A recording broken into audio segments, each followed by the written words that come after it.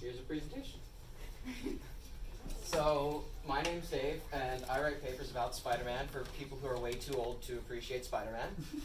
I call the paper Super Collisions because it's about the collision of art and theory, of low and high art, and Spider-Man has to shut down a super collider at the end of the movie.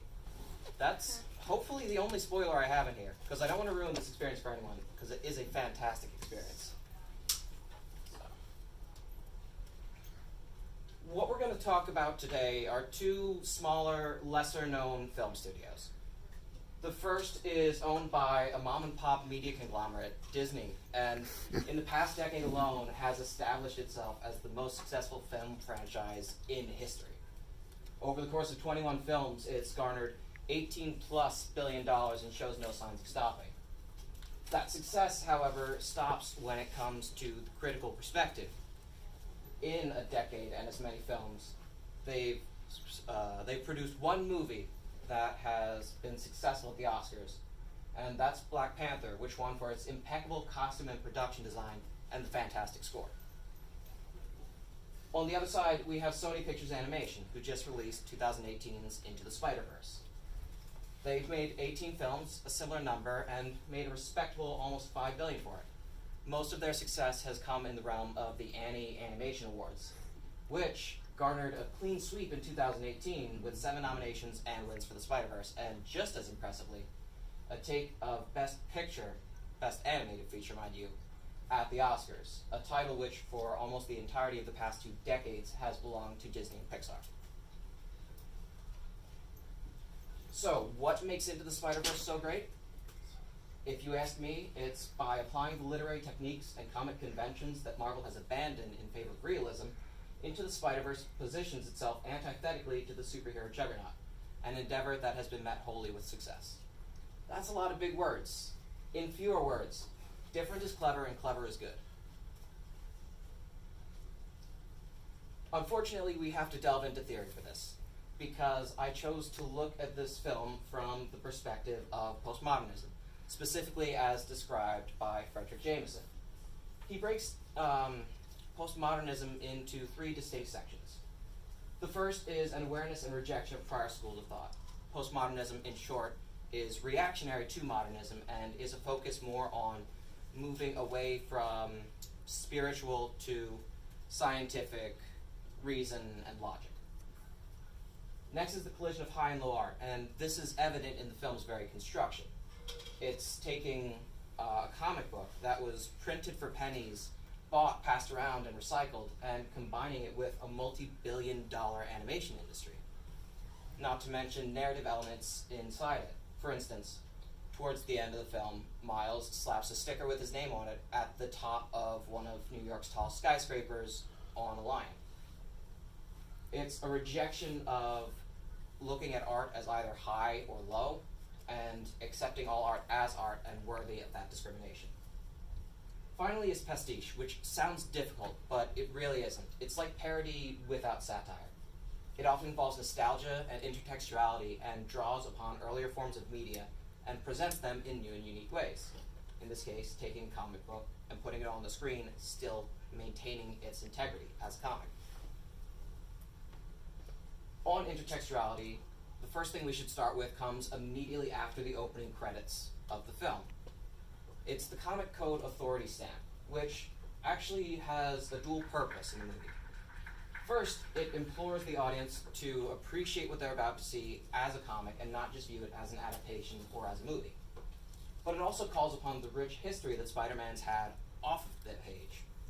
For instance, the CCA was founded in 1954 as a censorship coalition to keep comic books from publishing about abuse that children might imitate. It was well-meaning, but iron-fisted. In 1970, Stan Lee and Marvel challenged this by seeking permission to publish a comic book that dealt with drug abuse in a very realistic and very sobering light. This prompted a restructuring of the program that stuck around until 2011, when the last comic that used the CCA finally left. Further intertextuality draws upon both fiction and reality, and this goes beyond product placement. Within the realm of fiction, it references multiple film universes. such as the dancing scene from Spider-Man 3, referencing Sam Raimi's iconic early 1000 Spider-Man trilogy, and the lizard from Mark Webb's not as good Spider-Man movies. In both its opening sequence and end credits, it references 60 Spider-Man, and each of the Spider people in the movie come from 6 separate comic runs being brought together. It does something interesting in that it also brings reality into the picture. Spider-Man, Peter B. Parker, comes from a universe with Coca-Cola and the NYPD. But in the alternate universe, Miles has Coca Soda and PDNY. Consistent among them, however, is merch. And it's more than about selling toys. It references the old, regrettable Spider-Man popsicle, if that is Spider-Man, cereals, and, of course, a ton of suits. You're not going to find a frame in here without red and blue in it. But it's more than skin deep. There's a lot of visual elements at play in here. Fair warning, this slide is going to be visual overload in about a minute. For instance, instead of focus blurring, there's this diffusing effect where something out of focus will appear like a printing aberration left and right and slide into focus, thus becoming clear. In a similar way, there's no motion blur. You see that the car has these sort of after images as it flies away, and you see that the train has speed lines going across it. The film also adheres to comic book conventions, like narrative frames, onomatopoeia, and bagel.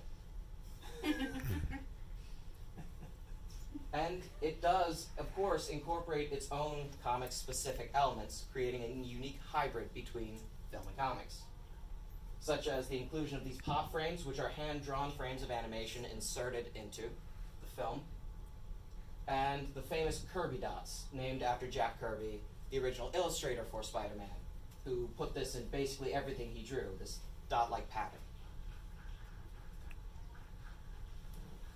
Now, we're going to step a little bit away from pastiche and a little bit farther away from theory and talk about the narrative choices that the film makes that separates it from the MCU.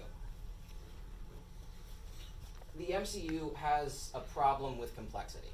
They're blockbusters that follow a formula, that sell well and reach some critical acclaim, but don't challenge much of anything. For instance, families in the MCU come in 3 flavors. Dead, estranged, or completely absent. And the films themselves tend to exist solely to set up future cameos and future crossovers. Unfortunately, settings don't fare much more. You have the metropolis, which is an economical or political and utterly interchangeable environment that represent high stakes, juxtaposed with something much more rural, like Siberia or Missouri, to name 2 specific ones, and space. Just space. The problem is, none of these function in any way other than a backdrop for action to get butts in seats. What the Spider-Verse does differently is that it takes these characters and only dedicates minimal time to backstories. Every Spider-Person begins their story with, all right, we'll do this one more time, and ends about a minute later having given you complete context for their existence. This frees up time to explore their character throughout the film. Further, Miles has this complex familial relationship with the adults in his life, Jefferson, Rio, and his uncle Aaron. He receives different kinds of support from each one of them, and their relationships with each other are complicated. For instance, Jefferson has a sort of estranged relationship with his brother.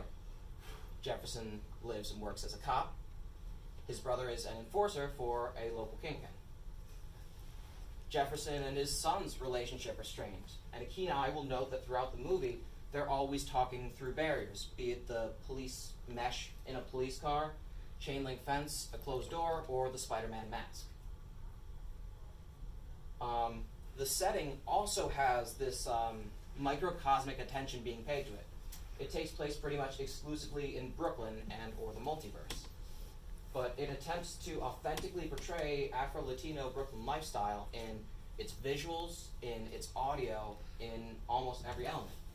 In fact, the least plausible thing about this movie is that the original Spider-Man is a 26-year-old grad student who has time to be a grad student, handle a marriage, and moonlight as a vigilante.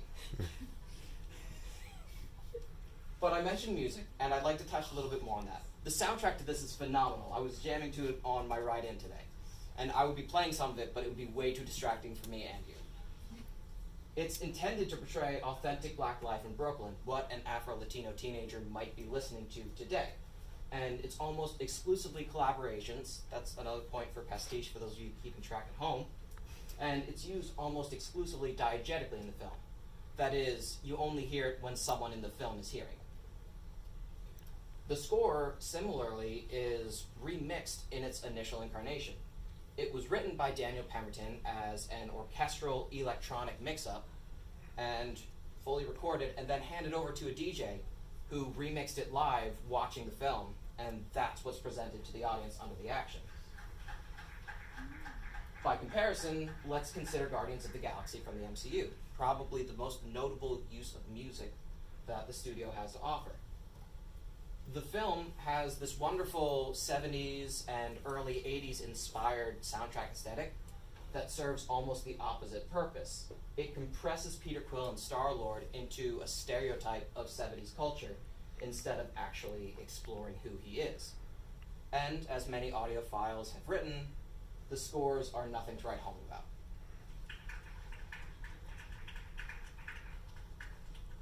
These characters don't need explanation. I could ask any one of you who any of these are, and you would probably be able to tell me. But some of you might say that that's Captain America, and some might say Steve Rogers. Some might say Scarlet Widow or Nat Romanoff, Iron Man or Tony Stark. In the MCU, characters are inseparable from their super identities, and that creates a problem. Who's this? Let me make it more complicated. Who are these? Yep. 2 of these are female. One of them's a pig, and one of them isn't even the right color scheme for the movie. And yet, in their respective universes, each of these is the spider-themed hero. Each of them fills the role of Spider-Man, if not embodying a uniform style. This creates an identity challenge for Miles, the most latest recipient of spider powers. And it culminates in a scene that's as humorous as it is heartbreaking, in which Miles is being challenged by all of the other spider people to fight at their level and with their powers. And you can imagine how well this turns out. As a side note, that chromatic aberration there is at times more effective than it would be in film. But that's harkening back to visuals, and we don't want to stay too far on that. This is, of course, redeemed later in the movie when Miles takes a leap of faith, using only his own powers and only his own identity, earns his spider suit, and swoops in to save the day. Now, what's special in particular about this scene is that Peter B. Parker recognizes him as Miles, but Doc Ock doesn't reference him as another superhero. She references him as the Spider-Man of this universe, therefore identifying him both in the film's context and the context of the audience. And this creates a very beautiful effect and a nice tie-in to what the film's main message is. Throughout the entire film, characters repeat the phrase, "I'm not the only one," or "I thought I was the only one," or "this could be anyone." In effect, it turns Spider-Man into an aspirational role instead of a character, therefore splitting up the identity of the person in the mask and the mask itself. As Miles puts in the epilogue, anyone can wear the mask. You can wear the mask. I think this would be an ideal place for movies to go in the future. It embodies an embracing of comic culture, of comic effect, and of a message that's more applicable than these are super people, they're not like us. But what do I know? I'm just a grad student. There's where you can tell me I'm wrong. all I got.